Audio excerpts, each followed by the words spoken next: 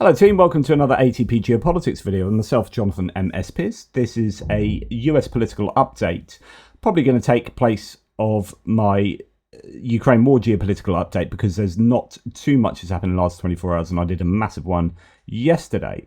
I've got an awful lot of stuff to talk about with regard to the US. Not all of it will be in this video. I'm just going to give you just an infinitesimal fraction of the absolutely insane stuff that's going on in the US political landscape in this, I think, very overt desire to move the US to an autocracy. I don't think there's any indication that the Trump administration is at all interested in freedom. And actually, you can talk about economic freedom. So the idea that it's all about liberty, freedom of speech, free markets, free this and free that, when we're going to see that there's a massive assault on free speech, but there's also an assault on free markets. Like the whole idea of tariffs has been making libertarians like Rand Paul go absolutely nuts. You've got old school fiscal conservatives and people who believe in a small government going pretty crazy over the idea that actually, whilst ripping out the government and getting rid of things that are actually pretty necessary to have a properly functioning government, they are also putting tariffs on everyone, left, right and centre, in order to, which is regulation, which is taxation of your own population, in order to fit in line with, I think, some kind of both economic and geopolitical strategy. So I think the freedoms, I think this Trump administration is not interested in freedom whatsoever. It's interested in power, in grifting, and a very dangerous ideology that I think is probably best summed up by Project 2025.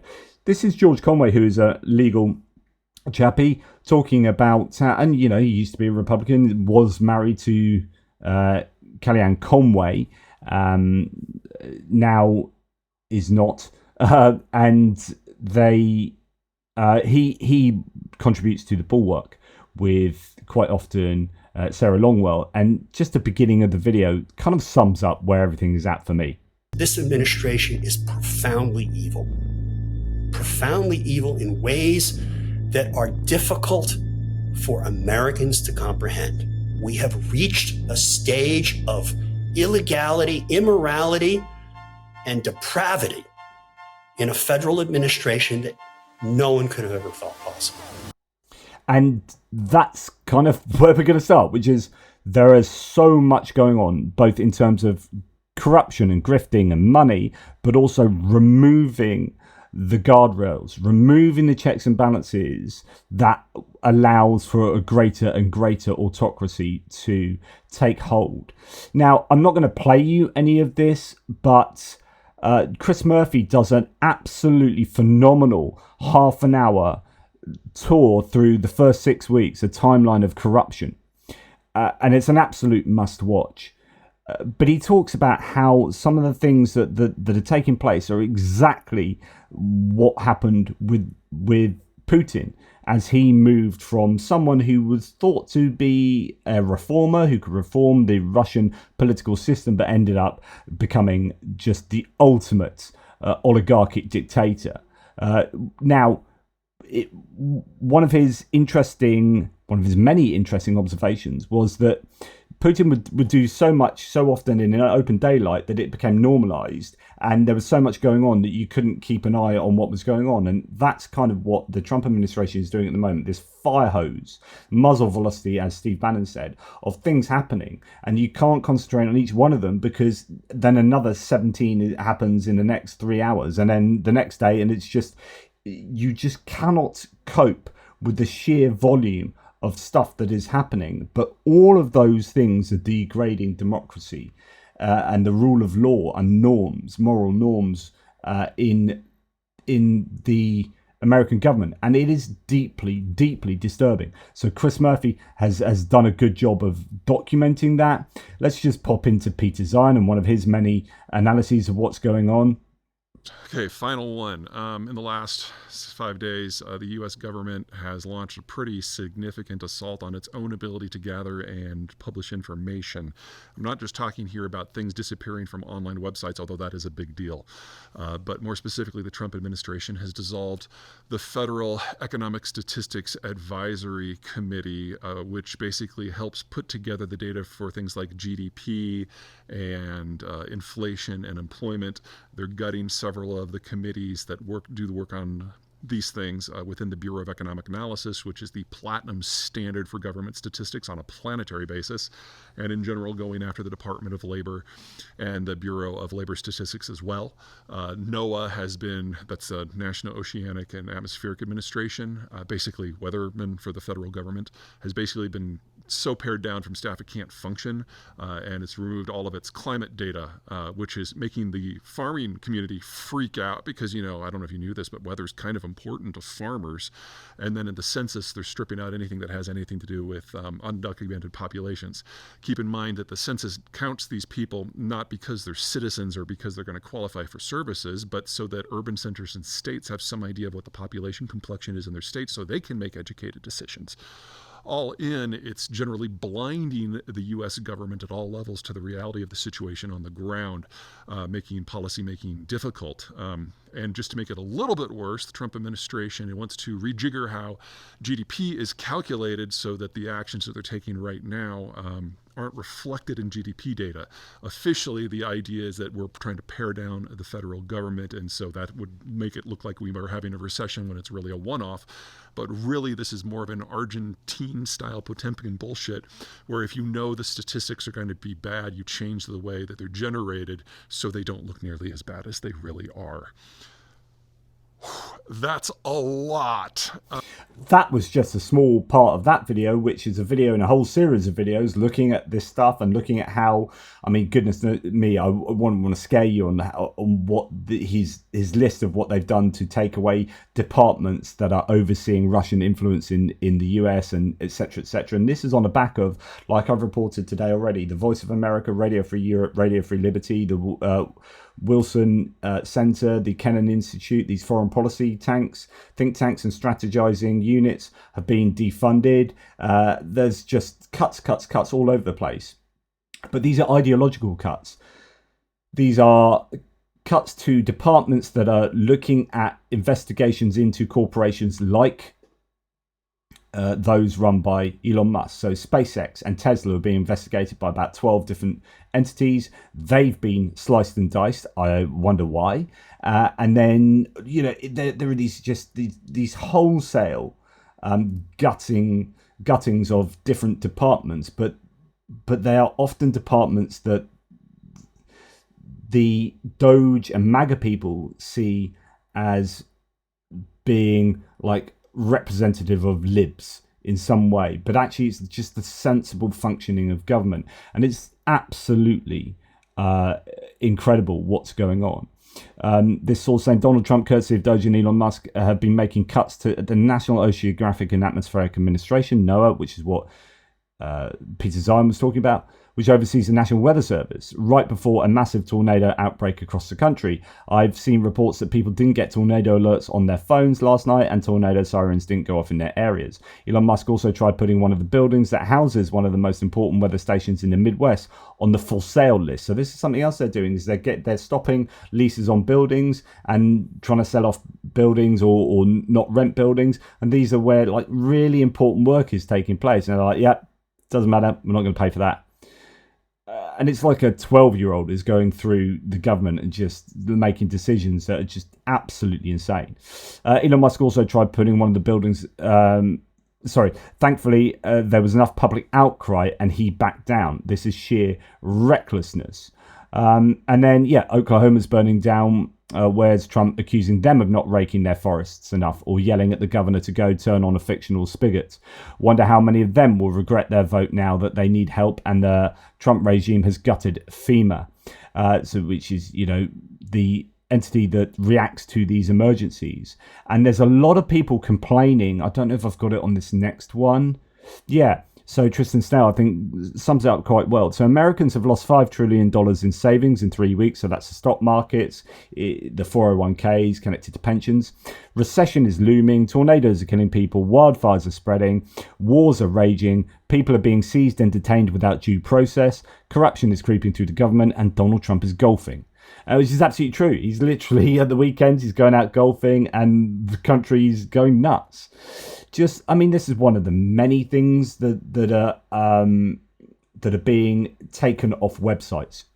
As Peter Zeihan hinted, this is a real problem. They are removing data from websites. This is why you would do this, is only because you want to control information, because you don't want transparency. There is no transparency anymore. There's ideology, and they want things that they see as I guess liberal ideology, like climate science. I mean, that really irritates me. That it breaks my heart, actually. The future of this planet revolves around decent scientific understanding of what's going on with our climate. And if you're going to say, well, that's liberal ideology, so we're going to stop climate funding, etc., funding into climate science and investigations, then you're just shooting yourself in the foot. You're shooting humanity in the foot. And then you're removing this stuff from government websites. You are controlling the information. This is autocracy. This is absolute authoritarianism. Sometime in the last week, the DOJ, Department of Justice, removed this from its website. Wonder why? And this is one of many, right? This is just a random one I've decided to pick on. Undocumented immigrant offending rate is actually lower than US-born citizen rate. So this is part of the issue that I pulled this up before the elections in November, when Trump was going to rallies and saying, these immigrants, they're committing all these crimes and blah, blah, blah. But actually, they've got lower crime rates than the indigenous population.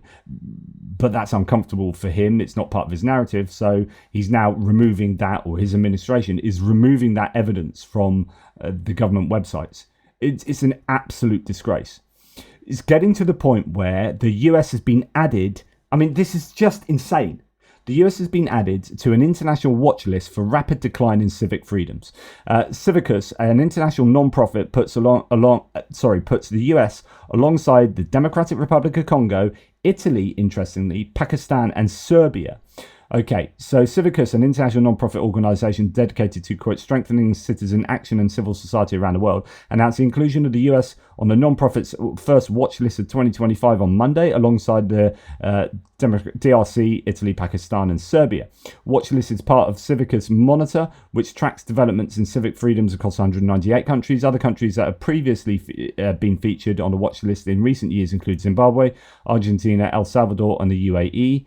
Mandeep Tiwana, co-secretary general of Civicus, said that the watch list, quote, looks at countries that we remain concerned about deteriorating civic space conditions in relation to freedoms of peaceful assembly.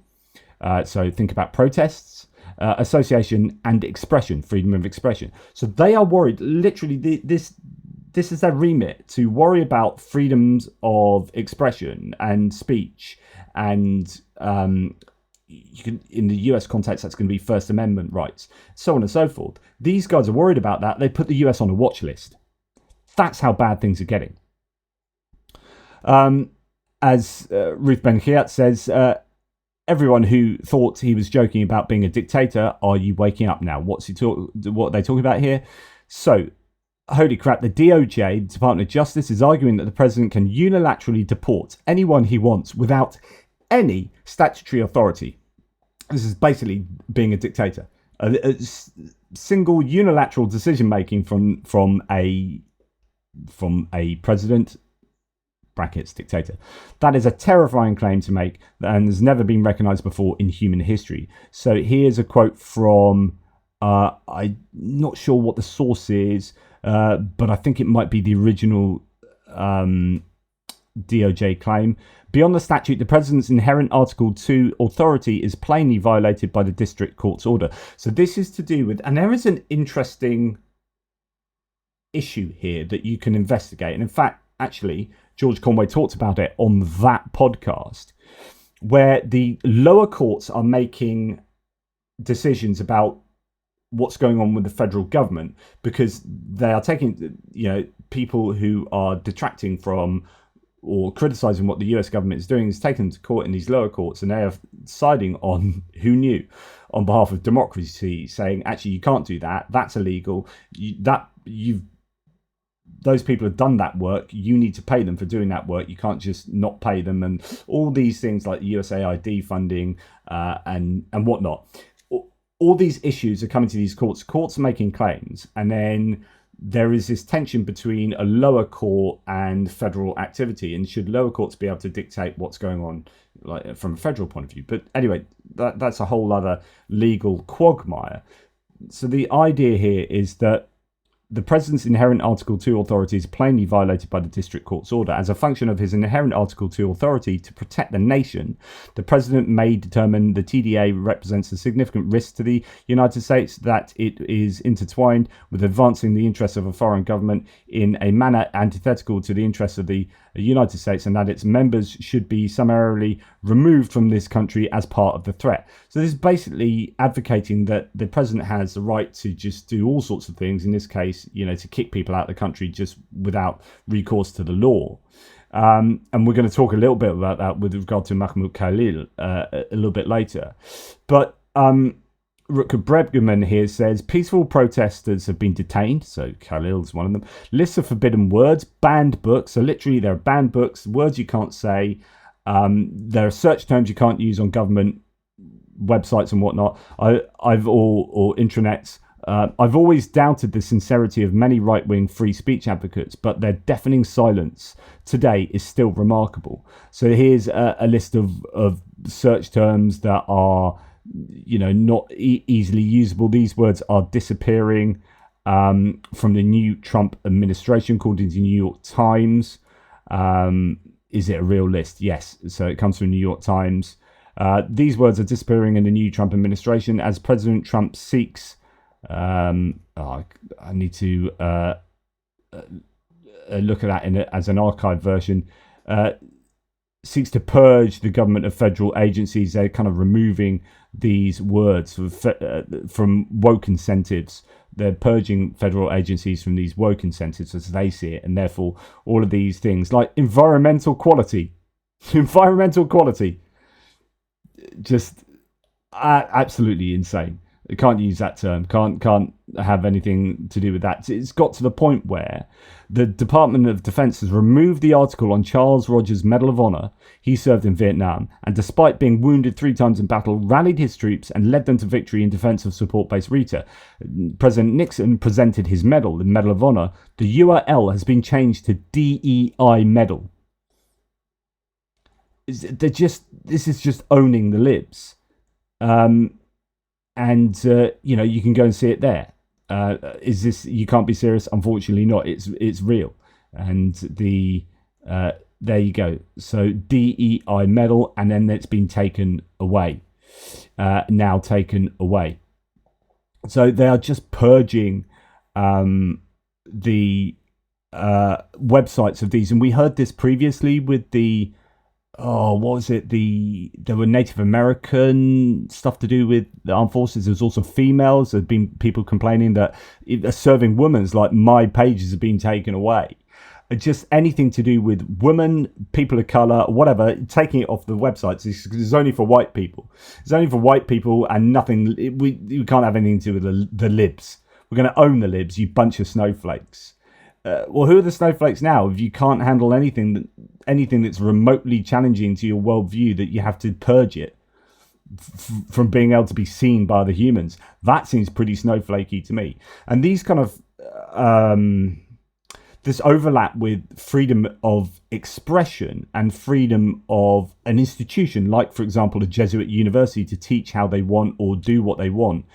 The overreach of the government, which is what the right used to claim of the left, but the left wasn't doing this, certainly to the degree that was originally claimed by the right. Well, now the right are doing it, but just way, way worse. So this is absolutely incredible. And referring here to an article by David French, who's an evangelical, but he's a good one. As I've told you before, I've debated him on radio. He actually ran for president back in 2004 or something. I don't know. Anyway. Some of the must-read opinion pages. Listen New to York this. Times columnist David French has a new piece entitled, "The MAGA Culture War Comes for Georgetown Law." And he writes in part this: "This might sound like a funny thing to say, but I've rarely read a more unconstitutional letter." On Monday, Ed Martin, the interim U.S. attorney for the District of Columbia, sent the dean of Georgetown University Law Center, a Catholic law school, a letter that said, "It has come to my attention reliably that Georgetown Law School continues to teach and promote DEI. This is unacceptable." Martin said that he'd begun an inquiry into the school and demanded to know whether it had eliminated all DEI, which he does not define, but in right-wing circles tends to refer to any action at all designed to increase diversity or honor historically marginalized people from the school and its curriculum. He also asked if DEI is found in your courses or teaching in any way. Will you move swiftly to remove it? Even a first-year law student knows that the federal government cannot dictate the viewpoint and curriculum of a private Christian school. Yet here was a federal prosecutor opening an inquiry into a Jesuit school's protected speech. Hello? Oh, my God. And these are the same people that have constantly said, how can you interfere on a Catholic institution's ability to do what they're guided by, their moral conscience to do? And we're getting a letter to a Jesuit institution, a Christian institution, saying, you must do this, you must do that. It's unbelievable. They may know a thing or two about the law. This is how the dean responded. Dean Traynor, your letter informs me that your office will deny our students and graduates government employment opportunities until you, as interim United States Attorney for the District of Columbia, approve of our curriculum. Given the First Amendment's protection of a university's freedom to determine its own curriculum and how to deliver it, the constitutional violation behind this threat is clear, as is the attack on the university's mission as a Jesuit. Look up what the Jesuits believe in. A Jesuit and Catholic institution. He's this angry. Is unacceptable, he said. Yeah, and this kind of stuff is just going on. Honestly, this is some of these things that are happening in the US, you would expect to happen in like Iran or some theocratic government or country, or some complete authoritarian country, and it's happening now in the US in plain sight. Remember, Pete Hegseth, the DOD, the Secretary of Defense, has fired he's purged the top leadership, but also the top lawyers, making sure that they don't. Let's listen to this. For people who may not know, I mean, they give advice to the military about what is lawful and what isn't. Not surprisingly, there's been some backlash to those who are worried about their removal. One Georgetown law professor says this: Trump also firing the Army, Navy, and Air Force JAGs. In some ways, that's even more chilling than firing the 4 stars. It's what you do when you're planning to break the law. You get rid of any lawyers who might try to slow you down. Your response to her? Yeah, I don't know who Rosa is and what her hyperbole is all about.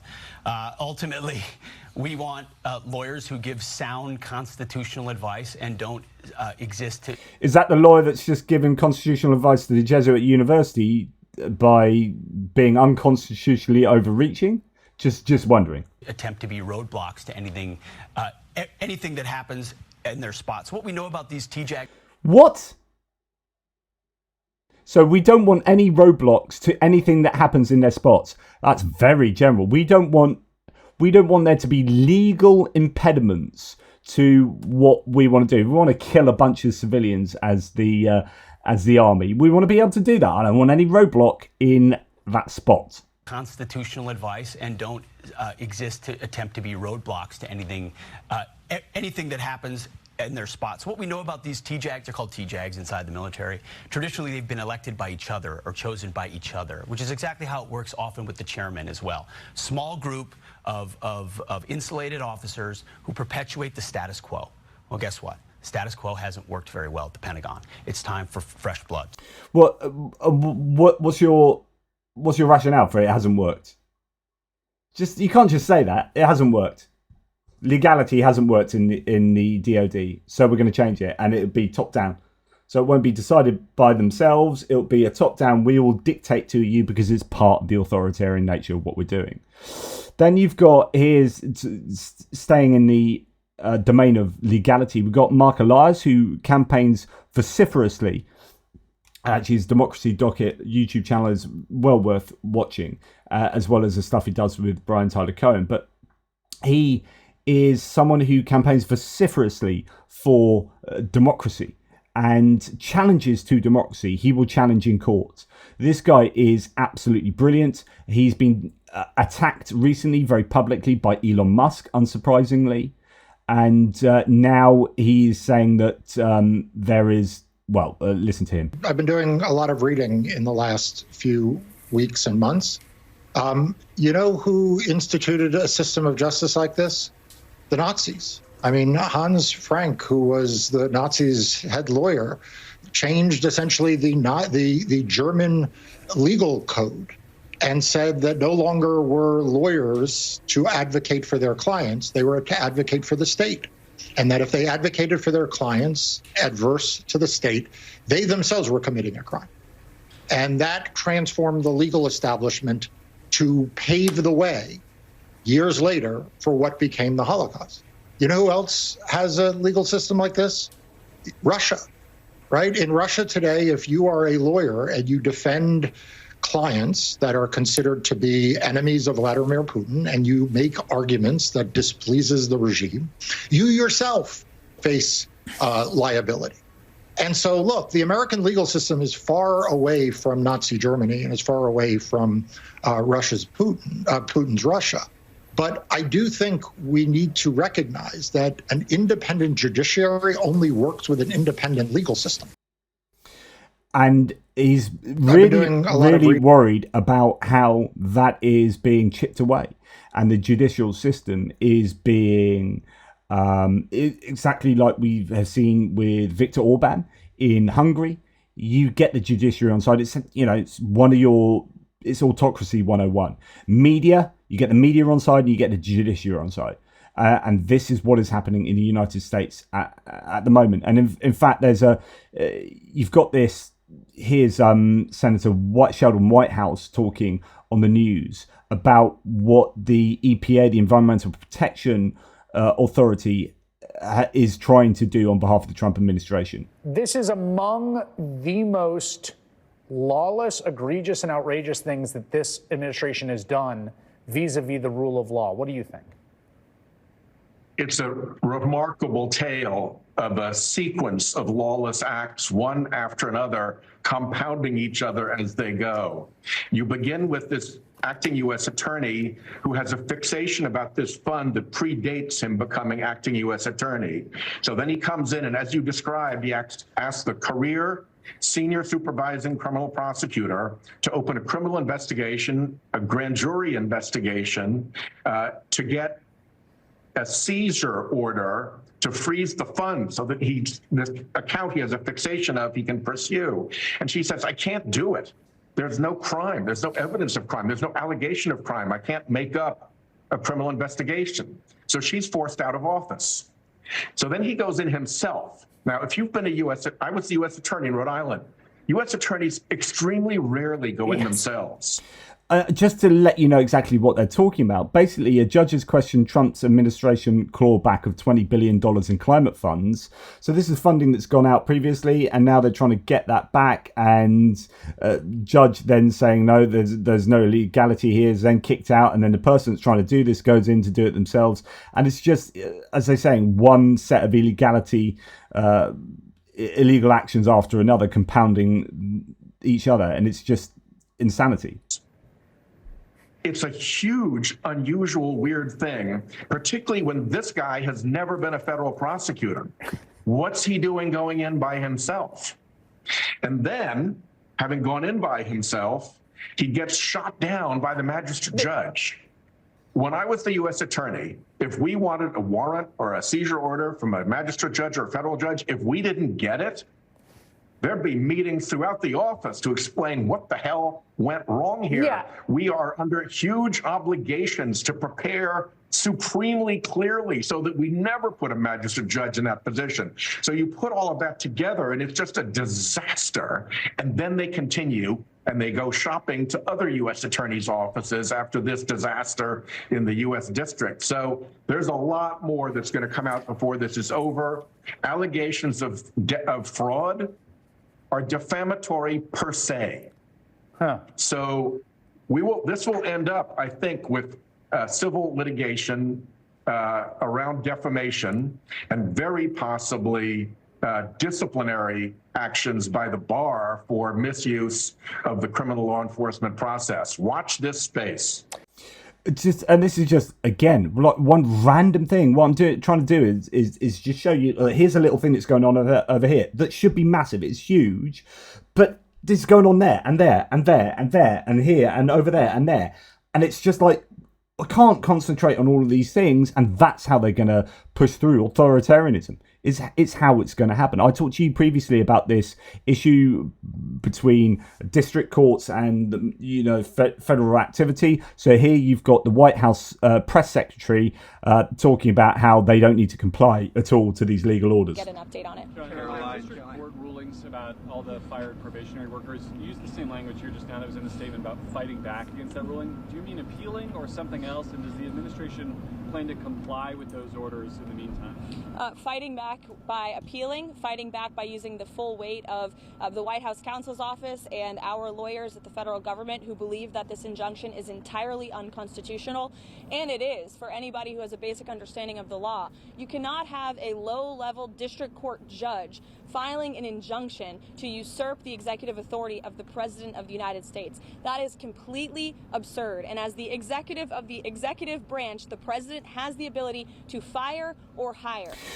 So watch your space. This will be a big area of contention. Now, interestingly, what the Trump administration is doing is incredibly hypocritical because they have used that previously to stop Obama and Biden.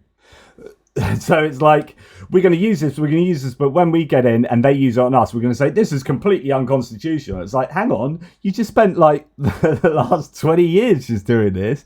What are you talking about? So, it is, that's one to watch out for. Here is something that's particularly worrying, and I meant to show you this ages ago. Look, this is February the 26th, so I've had this back for some time, but my goodness, this just says it all. As to any matter. This is a hearing, by the way, for John Sawyer, who something to do a Judiciary Committee hearing. As to any matter that were to come before me that might require a recusal obligation, I would consult with the Department of Justice ethics officials and follow my recusal obligations. So you'll consult with the career ethics lawyers at the department? Yes, that's correct. You are aware, of course, that the career ethics officials at the department have been fired, demoted, transferred. They no longer exist. The two people in that office are one of your fellow criminal defense lawyers of Donald Trump and a political appointee who graduated from law school just a few years ago. They don't exist.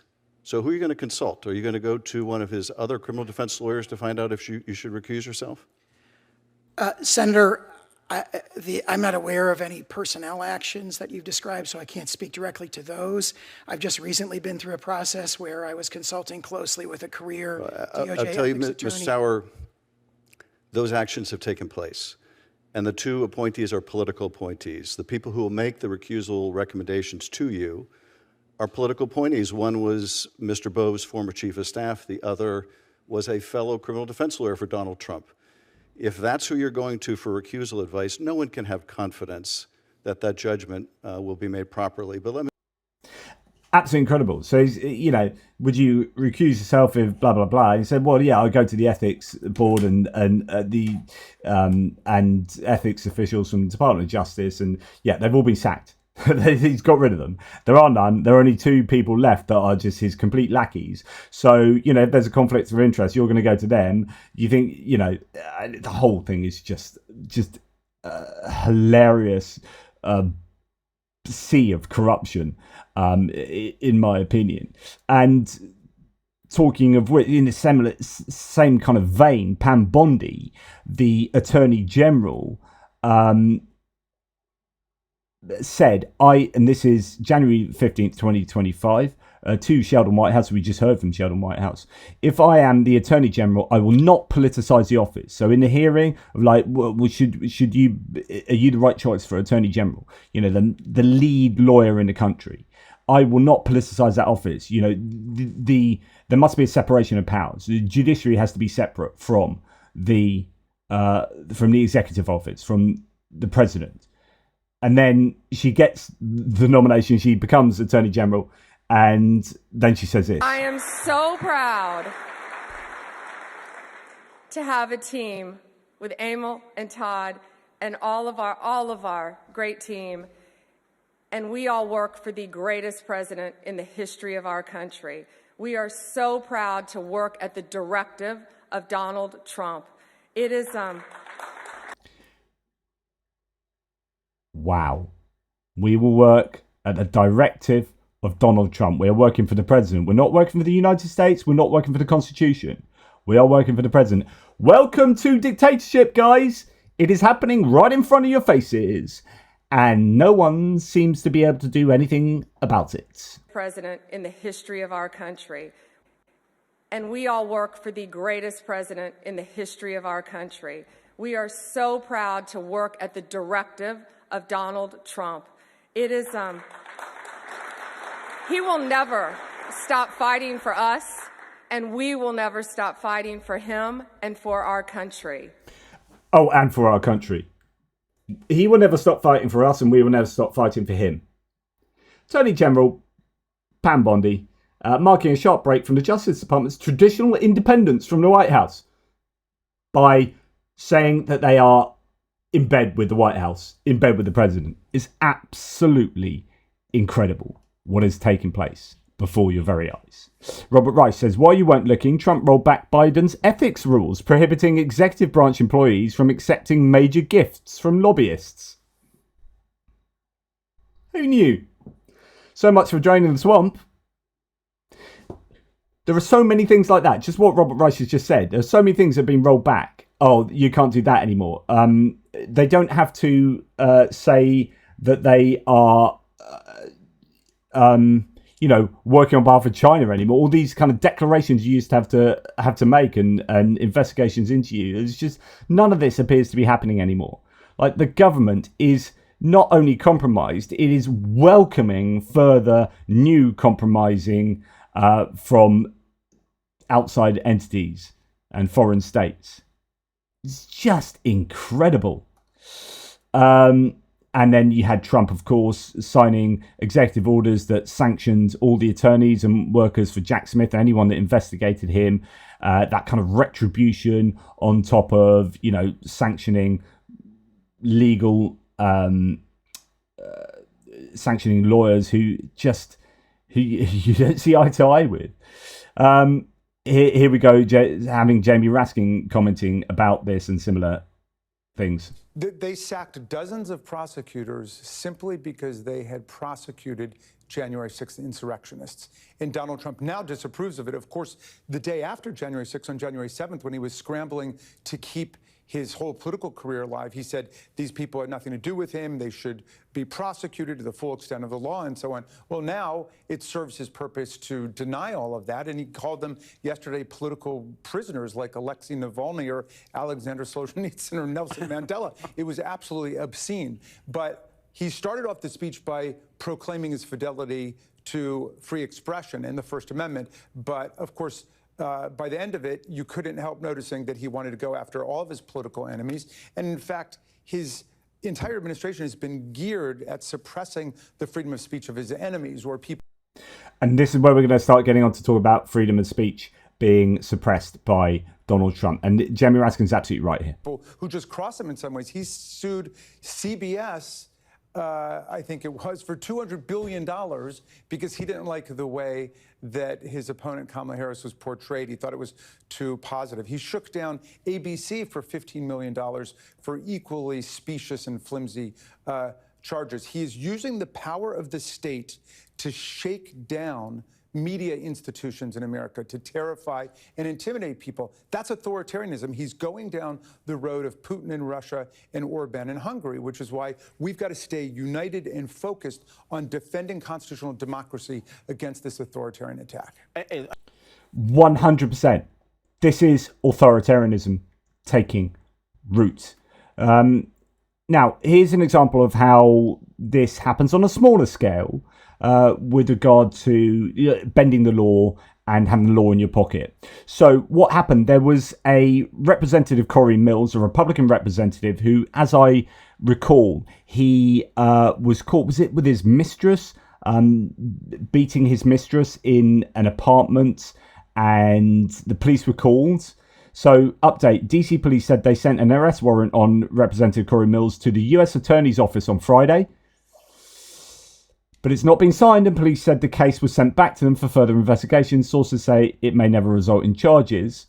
Let me get this straight. A Republican congressman beat up the woman he was having an affair with, and police are ready to arrest him, but they can't because Trump-appointed US attorney refuses to enforce the law against Republicans.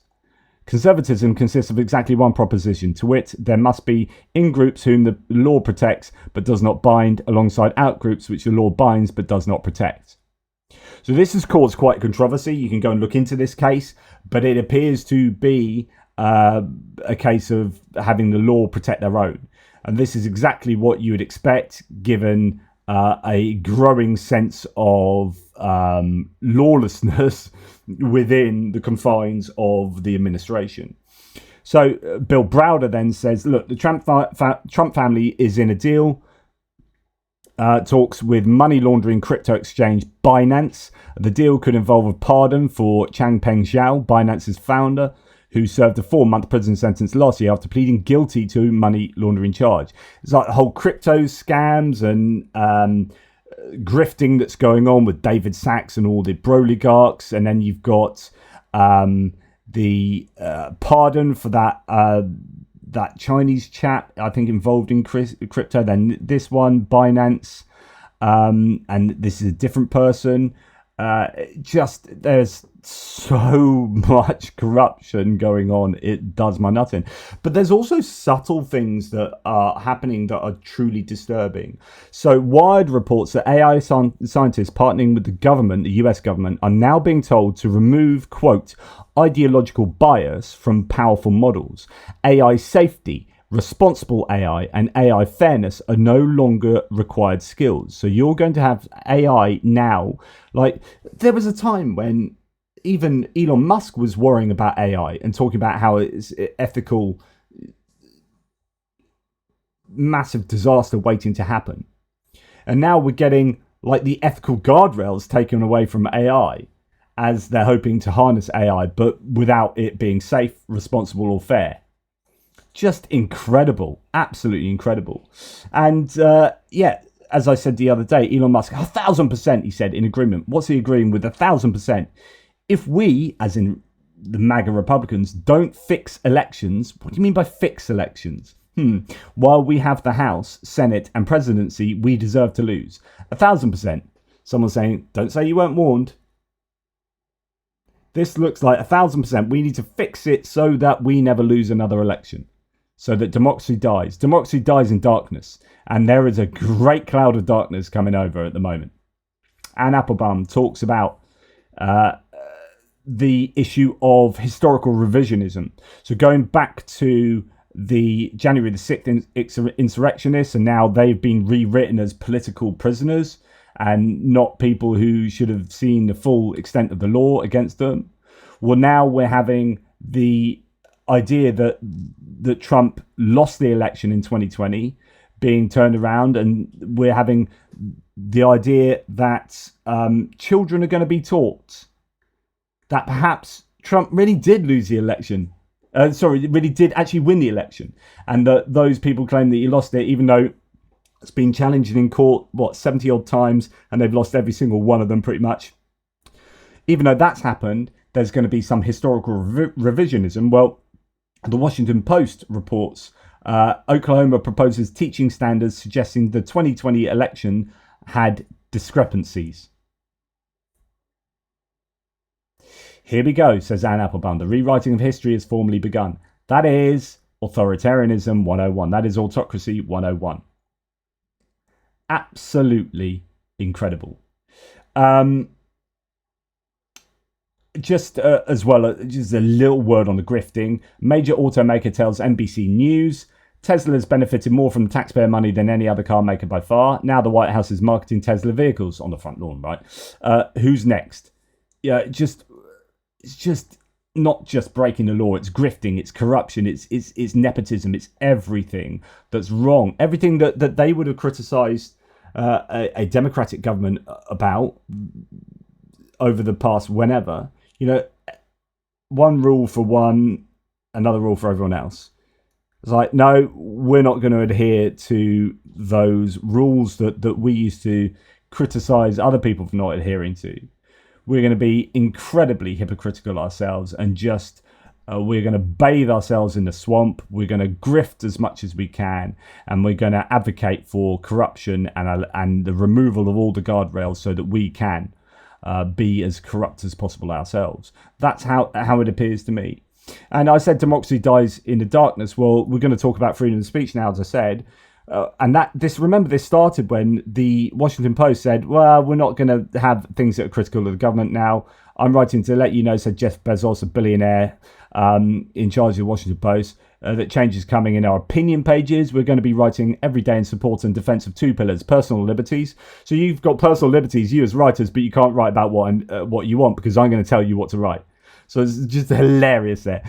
Personal liberties and free markets. We'll cover other topics too, of course, but viewpoints opposing those pillars will be left to be published by others. What this was seen as, like the understanding of reading between the lines, was that this is basically a case of the Washington Post not criticizing the Trump administration in their opinion pages.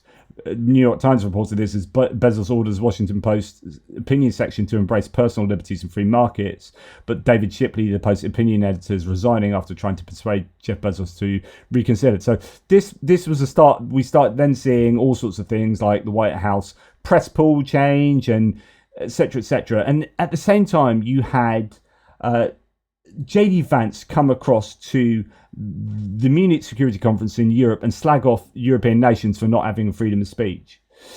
And then you've got, you hear J.D. Vance says Europe is starting to limit freedom of speech. And then BBC News reports how the Trump administration is expelling the South African ambassador because why? What did he do? He corrected lies spread by Donald Trump and Elon Musk about white South Africans being persecuted, which is untrue, and confirmed in this segment by white South African Melanie Verwoerd, who was a former South African ambassador to Ireland.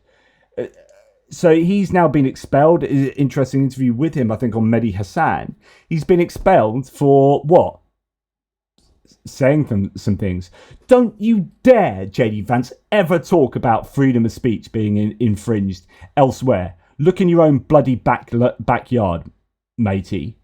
To the point where Pekka Kallianiemi is saying freedom of speech in America is just a big lie. Since January 2025, the Trump administration has arrested an activist and permanent US resident, Mahmoud Khalil, a Columbia University graduate known for his pro-Palestinian protests, and threatened to deport him, threatened to remove federal funding from universities that allowed what Trump called illegal protests, censored keywords on federal websites and paused related research, called major news outlets fake news and enemies of the people, used lawsuits and baseless claims to silence critics, threw out media outlets that refused to refer to the Gulf of Mexico as the Gulf of America. During his first term, Trump was also planning to ban TikTok. In 2022, the US ranked 42nd in the Reporters Without Borders Press Freedom Index, behind almost every European country. When they refer to free speech, they only mean American social media platforms and especially Elon's X. Absolutely. And, you know, there are so many incidents of J.D. Vance just slagging off in like, he really went to town on Europe. It's despicable what he's saying about Europe, J.D. Vance. It's clear who the enemies of the Trump administration now really are. So, and just to remind you, the administration lecturing about free speech is the one that's now determined that they're going to pick the press pool reporters who cover Trump.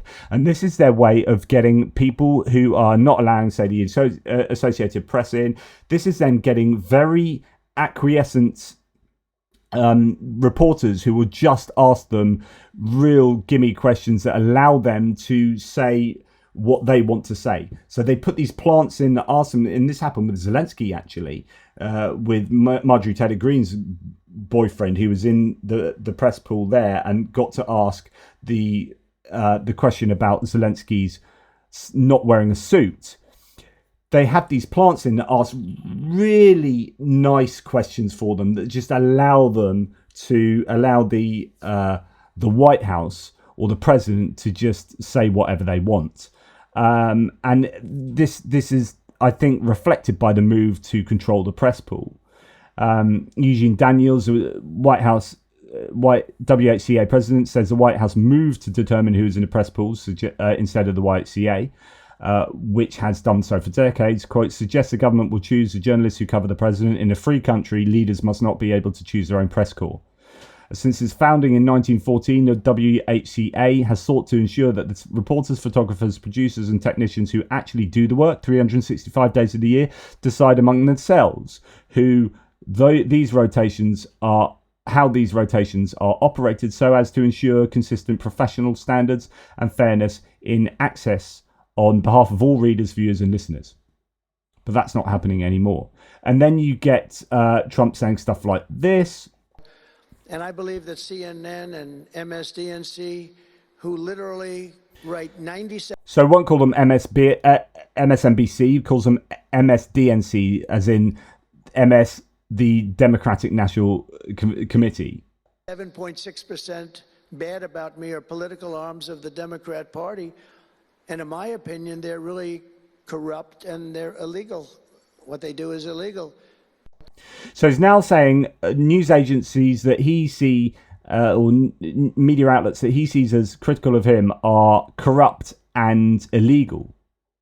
This is dangerous. These are the words you'd hear from a fascist dictator, says Brian Kresenstone. Imagine if Joe Biden went to the DOJ and declared that Fox News and Newsmax were illegal. First they attack the truth, then they attack those who tell it. That's what's going on. Let's listen to that in greater length. And these newspapers are really no different than a highly paid political operative. And it has to stop. It has to be illegal. It's influencing judges, and it's really changing law, and it just cannot be legal. I don't believe it's legal. And they do it in total coordination with each other. And everything we do, we're restoring law, restoring order, and restoring public safety in America. That's what we want to do.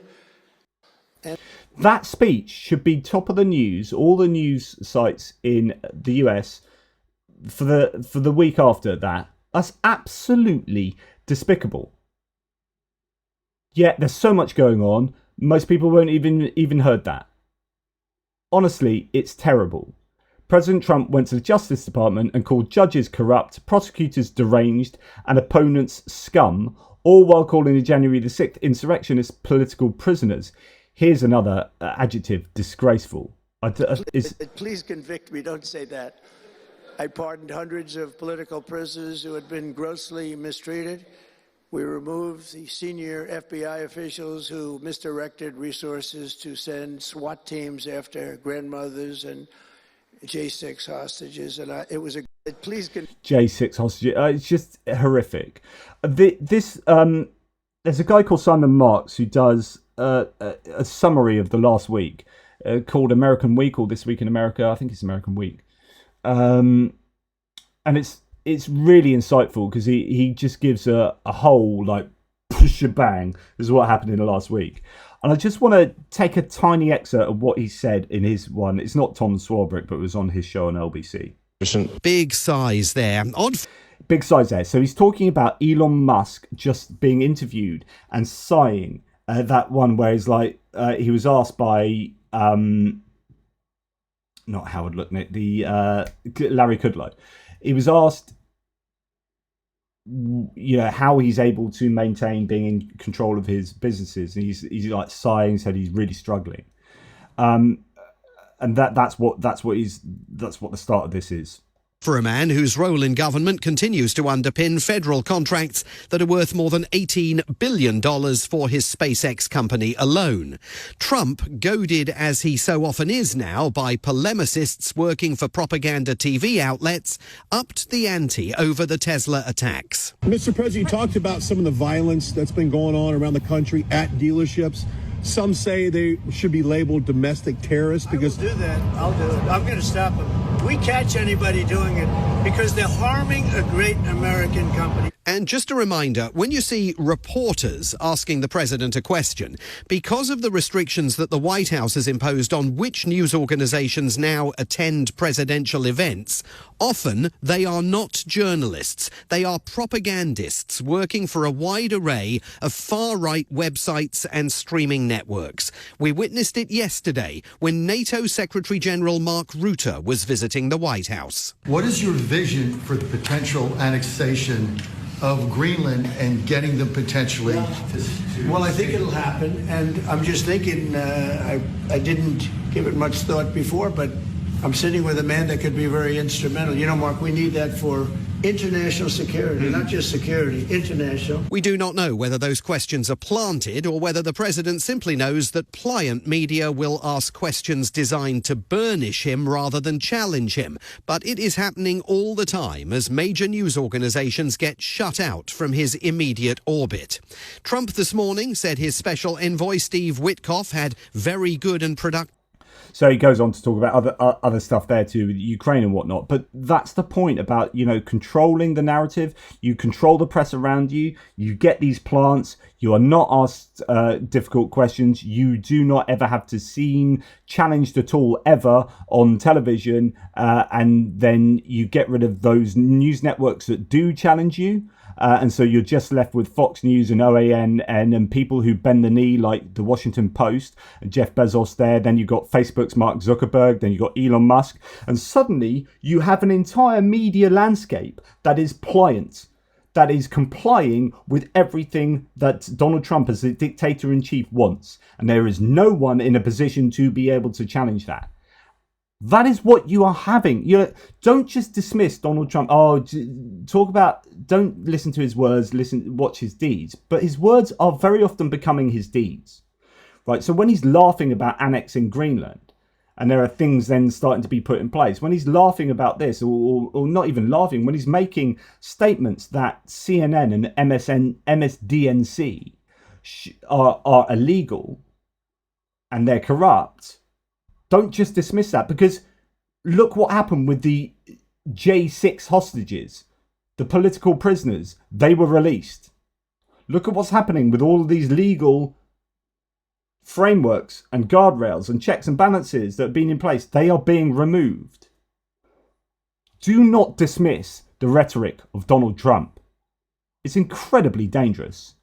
Now, you have Mahmoud Khalil. So if you don't know, he was a guy. Do I have a good synopsis of who he is? Are we going to get to that yet? No. I may have. Yeah. So Mahmoud Khalil is this guy on a green card who is married to an American, 8 months pregnant she is.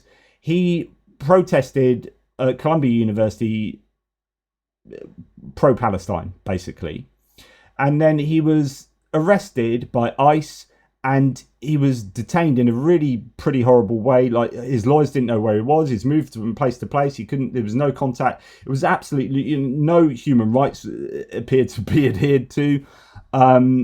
Despicable. And this is an assault on freedom of speech. So, surely you have a right to protest.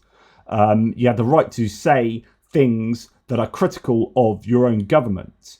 but apparently not. And that is afforded to him by being a person on a green card status.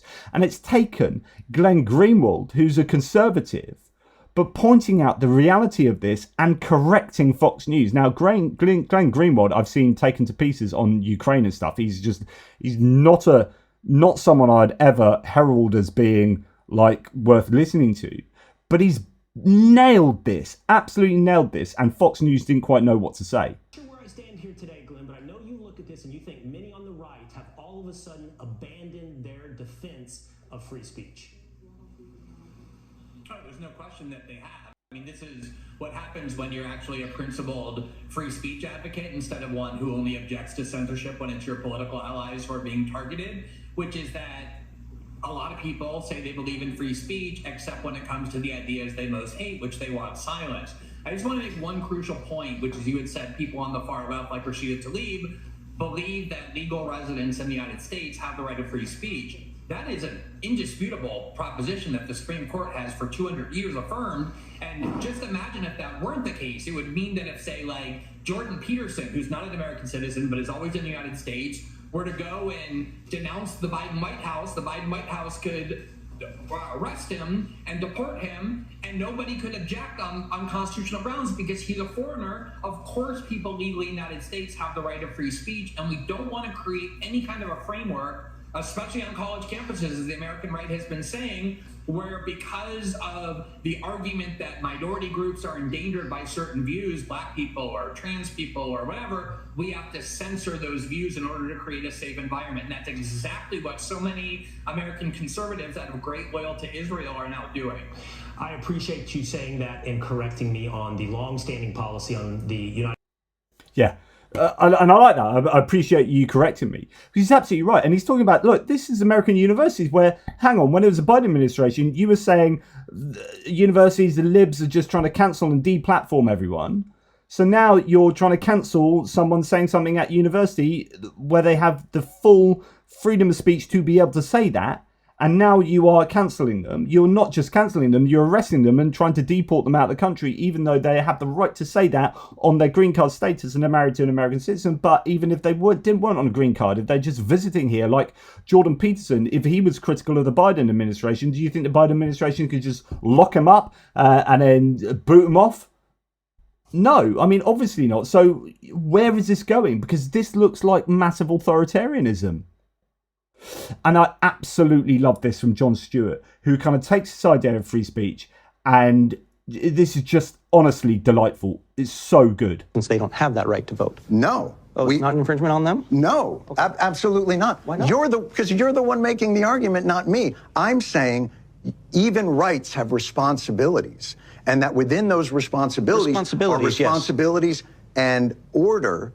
Otherwise, it's chaotic. I'll go you one further. You want to ban drag show readings to children. To minors, yes. Why? Why? What are you protecting? Why can we prohibit children from voting, those under 18 from voting? Why are you banning? But also that. Is that? Just don't worry about the subject he's talking about, because you'll go, oh yeah, but this is about doing reductio ad absurdum, where you say, right, let's look at the logic here. If you say that this is terrible over here, or what's your reasoning for saying that you can't add this? Okay, now let's apply it over here. Because if you don't have consistent application of this logic, you are being illogical. And you are cherry picking or having double standards. And this is what he shows perfectly. So don't worry yourself if you're someone that's like, what's it? Oh, I hate drag shows or this or that. Don't worry about that. Just look at what he's doing. Look at what Jon Stewart is doing in terms of exposition of the logic. That free speech, are you infringing on that performer's free speech? They can continue to exercise their free speech, just not in front of a child. Why? Because the government does have a responsibility to protect. I'm sorry? The government does have a responsibility in certain instances to What's protect the children. leading cause of death amongst children in this country? And I'm going to give you a hint. It's not drag show readings to children. Correct, yes. So what is it? I'm presuming you're going to say it's firearms. No, I'm not going to say it like it's an opinion. That's what it is. It's firearms. More than cancer, more than car accidents. And what you're telling me is you don't mind infringing free speech to protect children from this amorphous thing that you think of. But when it comes to children that have died, you don't give a flying fuck to stop that because that shall not be infringed. That is hypocrisy at its highest order. That is one of my favourite 1.5 minutes of video I have seen this year. Brilliant. So if you really care about protecting these children, you want to infringe upon freedom of speech over here to protect these children. That's fine. I'm not disagreeing with that, by the way. Like, yeah, protect those children from that speech, whatever. I don't want to get into long weeds of that discussion, but yeah, okay. Because you really care about those children, you want to protect them. You don't want them to hear harmful things. But you're okay with them getting shot. Because you aren't going to protect children from abuses of firearms or a lack of regulation around firearms. You want to regulate speech, but you don't want to regulate firearms. You want to regulate the First Amendment, but you don't want to regulate the Second Amendment. That is a problem. That is double standards. That is hypocrisy. And just to finish off here, talking about freedom of speech and something that I find absolutely egregious. I'm not going to play you this full 5-minute news segment. This is a proper news segment of an Idaho teacher who's been forced to remove signs because of the Trump administration's declarations about, you know, what should be able to be up in classrooms, etc., etc. This is just a bog standard poster you'd see in any primary school, elementary school. Everyone is welcome here. Different colour skin tones with hearts. That's the kind of thing you want your children to... Yeah, everyone's welcome here. We're all welcome in this classroom. Doesn't matter what your skin tone is. Everyone is welcome here. And then this one. Welcome, important, accepted, respected, encouraged, valued, equal. In this room, everyone is. Had to take down those posters. Why? Because it was seen as a private opinion. Just absolutely incredible, and she's now fighting a school board over this. So just to read you out, I mean, it's an incredible segment, this. Idaho teacher orders to remove signs saying everyone is welcome here. School district lawyer said because the hands pictured with different skin tones, not everyone would agree they are welcome. So the implicit understanding is actually not all of them are welcome here. And the idea is that, and nor should they be. Adding, in today's political environment, it's considered a personal opinion. The West Ada School Board voted that our signs violate the policy requiring classroom content to be neutral. So that means you can't say, be nice to people, because maybe sometimes you shouldn't be nice to people. Like all these nice like things that we teach our children, these general rules of thumb. Like, oh, that's a personal opinion now, you can't have that. So all you can have is posters saying 2 + 2 = 4. And someone's going to come along and say, well, actually, that was a personal opinion. Depends what mathematical framework, axioms you're using. Because if you're using this axiom, then actually...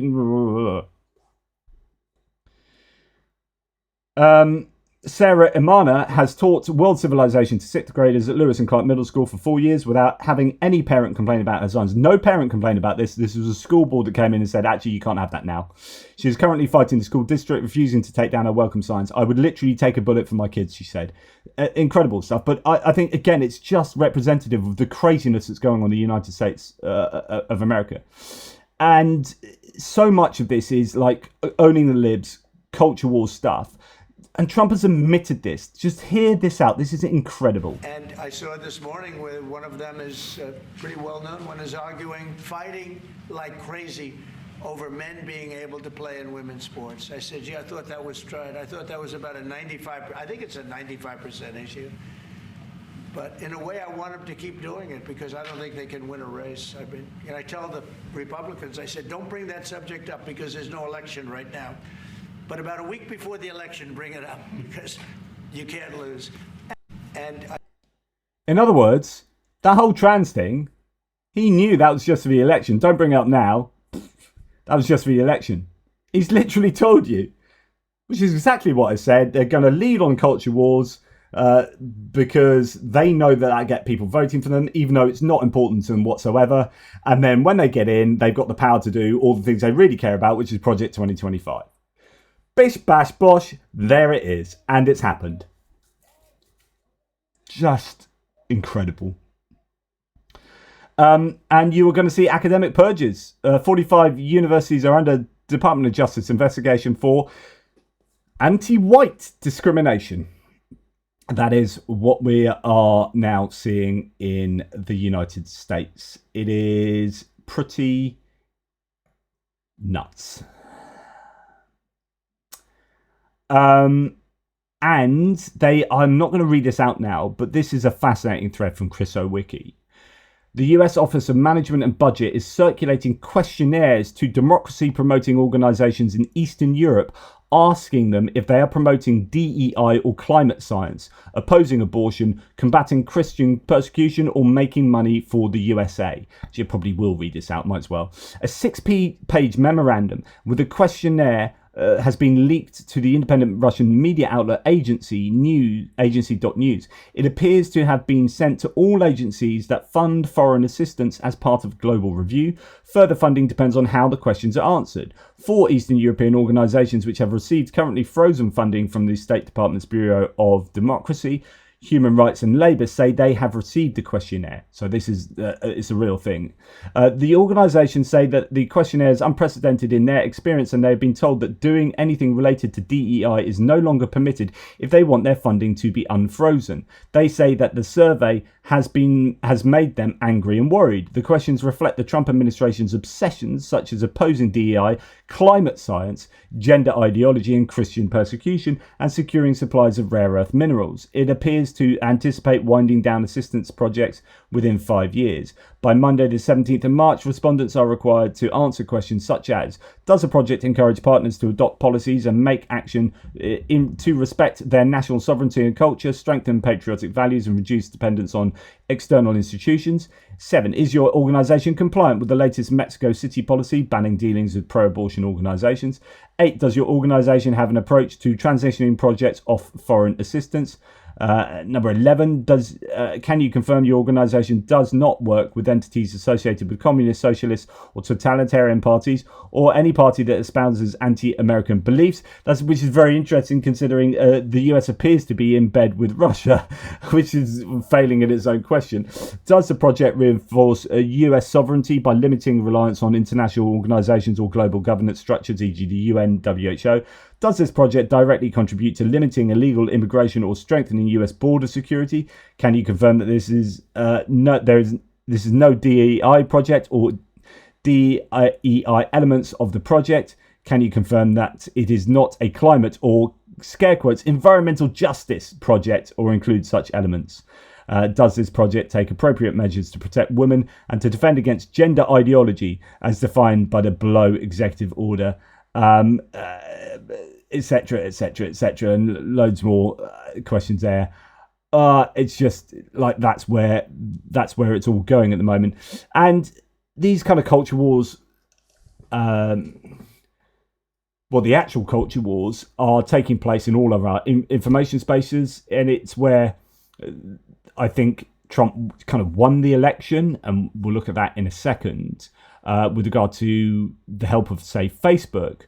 But here's a really interesting analysis by Media Matters of the media ecosystem and the total following of top right-leaning and left-leaning online shows. So the right-leaning ones being coloured in red, and then the left-leaning ones being coloured in blue. And although you can kind of ask where, I guess, your Midas Touch Network might be. Oh no, Midas Touch Network is there. There you go. It's that one. It's just absolutely incredible, the reach that these right-wing shows have. And this is exactly why I talked about this at great length before the election, that if you don't have parity there, like if the Democrats or the left or the center left don't have any ability to promote their message. So first of all, they need a decent message, and actually it's not looking good for the Democrats. Have got the lowest approval at the moment at 29%. So on the one hand, they just are struggling to get the message out. They don't have that message yet, that clear message. They don't have a charismatic leader that's at the forefront.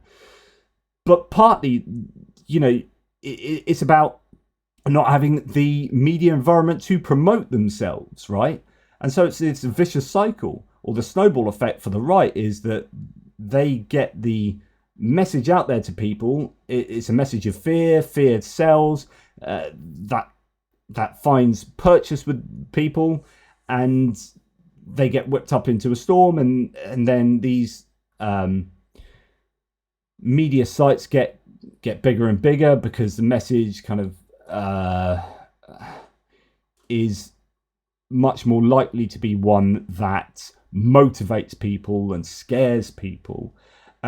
And I think it just becomes a snowball effect where they just get bigger and bigger. And then the Republicans have done also a really good job of playing the long game, of putting a lot of money into the networks of messaging, into the mechanisms of messaging, such as talk radio and these political channels or politically adjacent channels.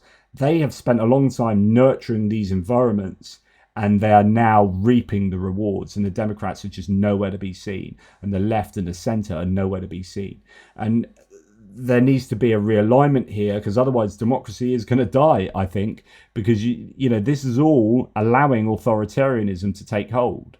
It's deeply troubling, and this is a fascinating little interview that I'm going to leave you with. This is Emily Maitlis from the News Agents talking to former Facebook director Sarah Wynne Williams, saying that Facebook helped Donald Trump win the election. Unlike the Clinton campaign, to be clear, in 2016, there were people embedded in the Trump campaign, Facebook employees, sitting side by side with his campaign team, teaching them everything, every trick they knew about how to harness the power of the platform, how to target people, how to find the voters that were out there that were likely to vote for them. And then they just poured so much money into these tools that Facebook had created. So Facebook was embedded with the Trump campaign? Correct. So they were literally teaching the Trump social media campaign manager how to use Facebook better to their advantage? Yes. Do you think without Facebook, Trump wouldn't have won? I think Facebook was critical. It's hard to see how you bring that coalition together, how you find all those voters together. I mean, it was Trump's campaign manager who said that Facebook was critical and that without Facebook, they couldn't have won. And when Mark Zuckerberg finds this out, is he horrified? Is he proud? What was the sense you got from him? It's funny because we were sitting beside each other as this was being explained, and my reaction was like, I wanted to throw up. I was actually like, I was wondering why he didn't want to throw himself out of the plane at 30,000 feet. Like if someone was explaining that to me, I would feel sick, right? Instead, he was sort of initially curious and then sort of taken with the idea, sort of playing with it, trying to understand the extent of the power that the platform had and by extension that he had. And there you go. And I presume that's talking about 2016 there, but it's the idea that the information spaces are super, super important to getting into power. And if you can't, I'd say not manipulate, if you can't harness information spaces, but actually I would say, as we saw there, that was the Trump campaign manipulating them through Facebook tools, and then you got Cambridge Analytica and all these other things that happened. If you can't harness the power of the messaging platforms, then whatever message you have is going to struggle to get through. So you need the message and the mechanisms of messaging. And at the moment, the Democrats are nowhere to be seen, and that is allowing the MAGA Republicans to just destroy democracy, I think, and the rule of law and all sorts of things. You might think that's overreacting, but no, I think they're doing that. They're doing that piecemeal at the moment, bit by bit, and before you know it, it'll be gone, and democracy dies when it's not having a light shone on it. And if you're controlling the media, or you're stopping the media that is shining a light, and in Washington Post case, they're kind of turning off the light themselves, then unfortunately democracy and transparency and the rule of law will die, and you will get autocracy, and it's very difficult to come back from there. So I'm super worried at the moment. And here's just only a tiny fraction of the kind of stuff that's been going on, but it's going on every single day. And I know I'm in the UK, but we around the world, all of us need to be really aware of how you can lose democracy, how you can lose your freedoms, and how it can happen in broad daylight in front of you. It's happening so much and so often that people don't know where to look and what to do. And in the absence of the Democrats doing anything cohesive about it, it's up to people on the ground. And we are seeing a groundswell of movements of people power doing stuff. And that's what's happened with Tesla. That's what's happening with Bernie Sanders movements, and even Tim Walz and AOC's getting together with Bernie Sanders. And there are some people doing stuff. But it is going to take the people to do it. Anyway, that's enough from me. Take care, everybody, and I'll speak to you soon.